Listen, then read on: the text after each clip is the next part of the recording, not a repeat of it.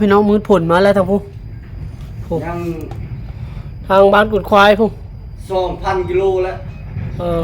ยังมาฮอดแล้วดี เดี๋ยวยังไก่แท้พ่อทางผู้ตกแห้งอีหลีเนี่ยตกอยู่ตกฮะแต่ทางหอมผ่าพุ่นนะแต่ยอมมันบ่มาทางบ้านนาดีนี่เว้ยแต่มันเป็นจังได๋เหยียบกระโดดดินหน้าเลยนะแม่นถ้ามาก็โค้งอ้อมผ่าเด้ก็ทักทายสบายดีพี่น้องในตอนแรงๆพี่น้องตอนนี้มาเงินลุงต้อมว่าสิมาแปลงรถไถ3ซาฝนบ่ตกนี่นะช่วงที่ฝนบ่มีนี่แปลงรถไถถ้าบาดฝนตกมาจังสิมีรถคัดนาไถนาเลยตอนนี้ยังท่าลุงต้อมและป้าจ้อยไปเอากระแจอยู่บ้านกดควายพุ่นเป็นยังบ่มาเพราะว่าพระเจ้าไปเบิ่งนาเลยเจ้าว่ามันตายเบิ่หรือว่าจักเหลืองมันว่าจักบ่อนดำบ่อนนาว่านเนาะคักอยู่เด้คักอยู่บ่เกี่ยวลุ่มนี่คือว่าค่อยไปมื้อนั้นเลยเหลืองๆสิบ่อนโตหายใหญ่ๆฮะนี่ตัวฮอนจัดนี่มันนะคือมันคือบ่ขึ้นเข้าเจ้าตัวใดหายตัวหายนาเจ้าตัวว่านตัวบ่อนลุงดีครับความไปน่ะมันบ่ขึ้นเลยบ่โป่งเลยหลัวนกกินหมดบ่สาเฮาไปแต่เทื่อเห็นแต่นกนั้นนกกับแก้วนั้น40 ปลายโตนั่นแหละเขาก็เมื่อยไล่แล้วเขาไปเมื่อยเขาก็ไล่ออกเขาอยากถามว่านกธรรมชาติหรือนกกับเจ้าเลี้ยงนกเลี้ยงนะนกกับแก้วว่าคนไรนะคนเนาะชาชุมุนเฮานกข้าก็ได้เลยนะเนี่ยผมมีเนี่ยเอามันนะมันก็บ่ได้แบบมูยิงแบบแถมมาโอ้ยเฮาเข้าไกลไปได้เพิ่งไกลน้อยเดียวไปบ่ย่านมันอยู่แคมป์บ้านนั่นสิบ่เห็นนกแอ่นบินเด้ขอนกแอ่นบินนี่พุ่นสิมาแฮงบ่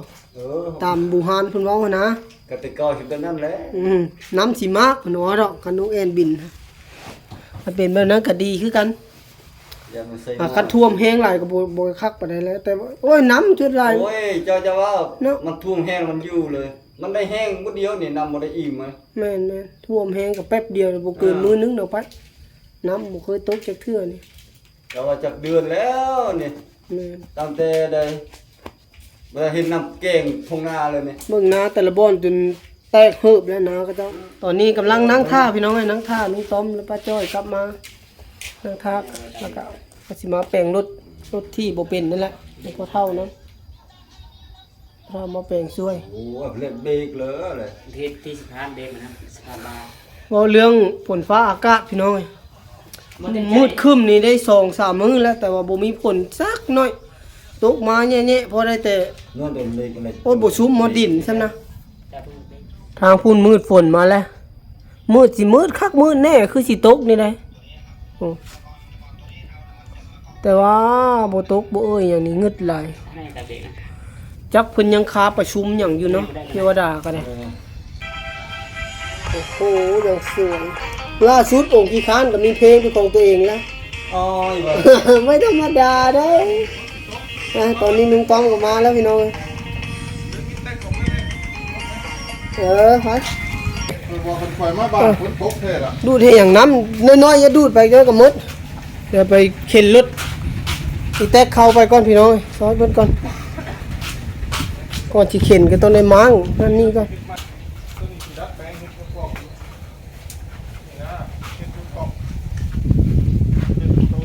ป้านี่บ่เลยยกขึ้นตัวนี้บ่ได้ต้องมีเวลาสิเฮ็ดไว้ก่อนเพราะว่าเดี๋ยวมันยากอันนี้ลงด้วยอันนี้โอ้นี่ก็ทั้งต้นเลยลงด้วยนี่ก็สิขอบอกเขาไว้ขอเขา3 ล้านก็ได้เลยแล้วก็มาหาใต้เนี่ยแล้วตังแล้วสิได้ตัดออก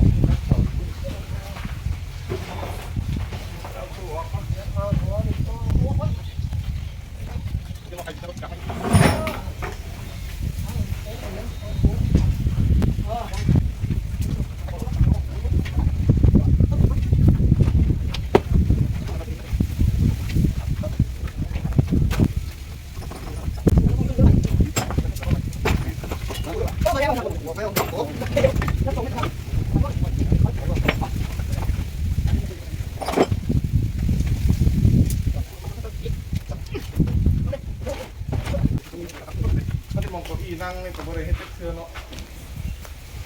สมมุติว่าตัวนี้มาตั้งเพิ่งเนาะเอาอย่างเลยไม่เป็นหยังตั้งคนหลาย อันนี้นี่บ่ ๆจะไว้ตรงนี้เป็นหยังเนาะเป็นของนั่ง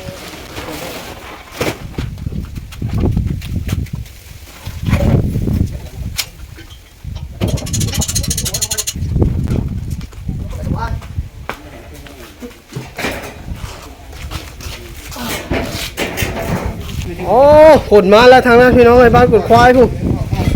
มาแห้งละลุงต้อมมาว่าเพิ่นว่าเพิ่นกลับมาลาวแล้วแม่นฝนตกว่ะสงสัยจะเป็นจริงตกแต่เขตนั้นได้แหละตกก็ได้หมดอื่นก็บ่มีค่ะแต่นี้บ่มีตกแต่นะเจหั่นฝนก็ป๊าดโซหล่นโจกออกมาแต่นะหั่น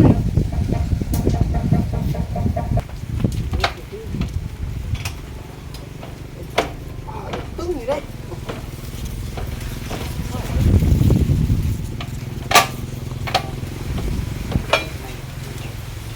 จะว่างปะ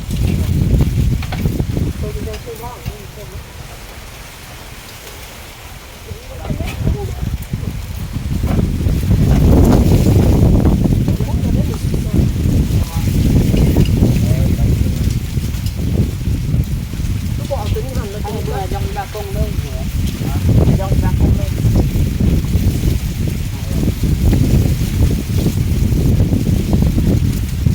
มาแรงขนาดนั้น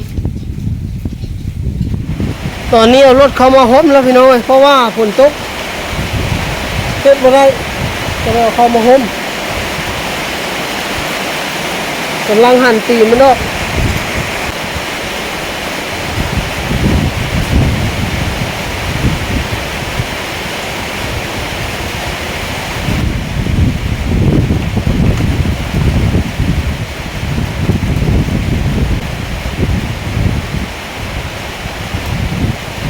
ปัญหาหลักๆคือตัวนี้แหละ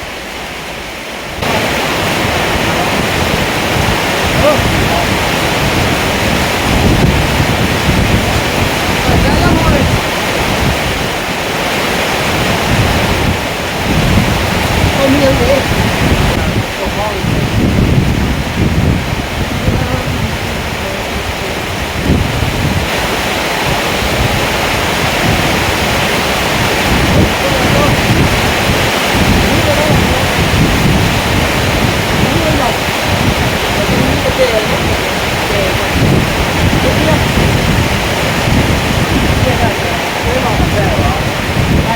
ว่าตัวนี้น่าจะเขาชอบคิดที่บอกตัวนี้แต่ว่าตัวนี้ต้องเล่นเตะรถเรียบดูเอาดูรถเขาดูรถกับผมนี่แล้วถึงวันก็ได้ก็เขาออกแล้ว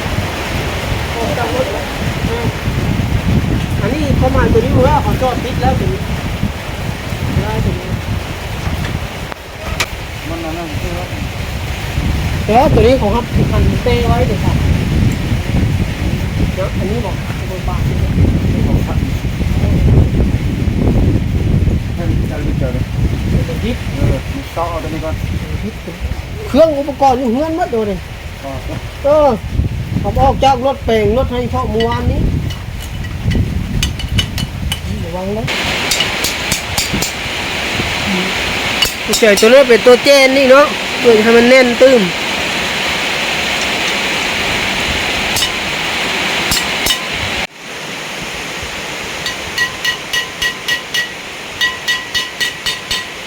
อ๋อผลมาแห้งกันนะตอนนี้พี่น้องเลยเข้าดีใจกันนั่นแหละเข้านานี่ คอยบอกได้ว่าคอย เออ โอ้ เพื่อนบอก เรื่องคอยบอกแล้วว่ามือนี้พุทธโต โอ้คักๆเว้ยชุ่มฉ่ำเลยพี่น้องวันนี้อ่ะ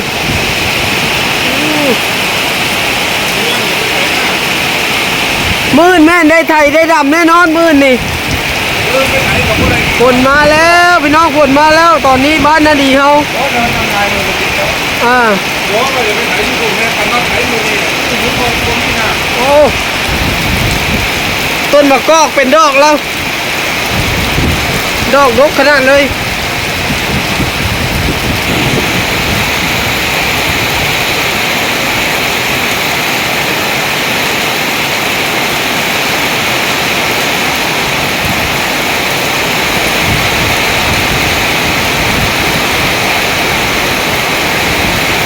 ตอนนี้ยังหันออกบ่ได้พี่น้อยก็บ่ฮู้ว่ามันเป็นย้อนหยังเนาะแต่ว่าเวลาใส่สายพานนี่มันจะ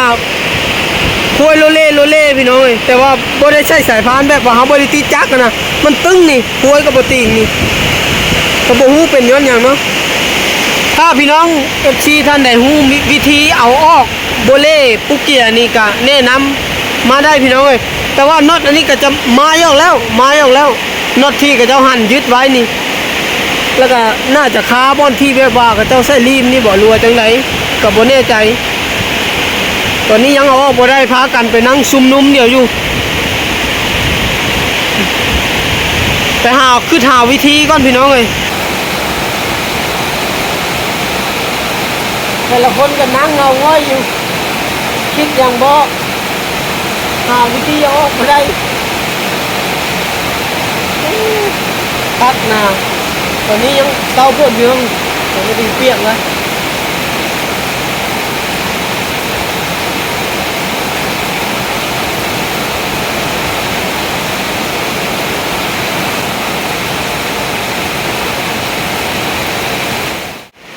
อันนี้ออกมาได้แล้ว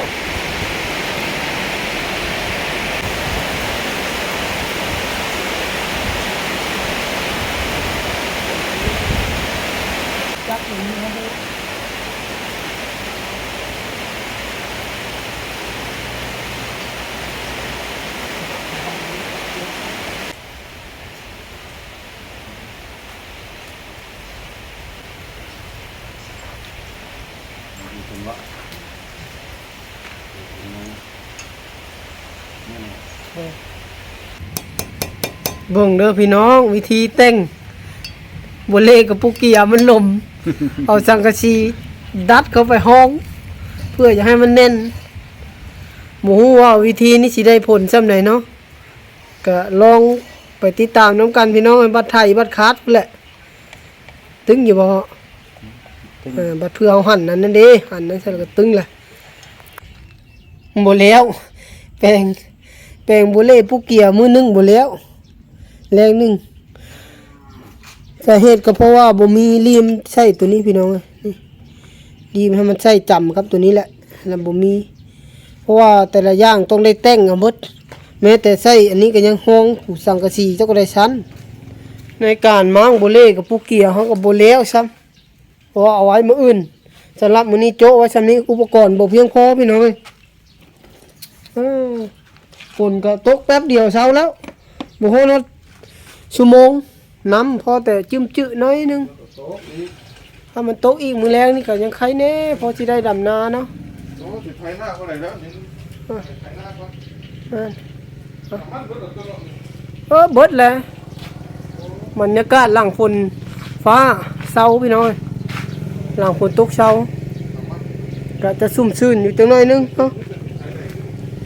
หากเขาฝนตกกับเธอนี่ย่านนะเดี๋ยวเขาย่านมันติดอันนี้ได้น้ำมันยังนี่ ใช่แม่มาดมบ้างยังกับโบราณแล้วน่าจะได้ยี่ดอกบ้านนี้พี่น้องได้เวลาเมื่อนึ่งข้าวนึ่งน้ำก่อนเคยนะดีก็ได้สำหรับมื้อนี้ในการมามั่งกับปุกเกียรถไถกันยังบ่แล้วพี่น้องเพราะว่าเอาไว้มื้ออื่นหาแหวนมาห้องมันก่อนเพราะว่าบ่มีแหวนเนาะหาแนวมาแต่งมันก่อนทุกอย่างแต่งเอาเบิด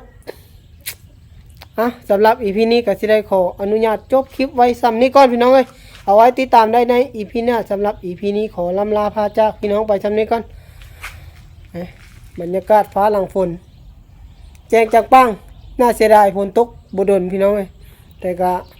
ยังดีที่มันยังตกให้เข้านาแบบว่ามีความชุ่มฉ่ำนะยังมีน้ำให้เข้าได้กินนะ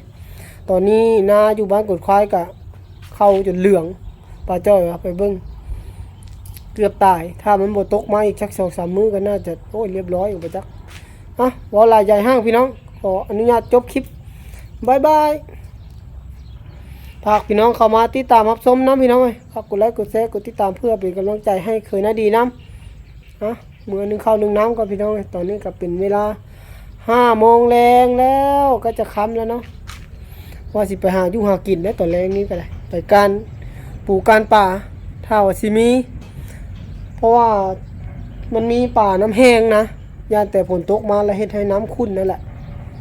อ่ะจบคลิปก่อน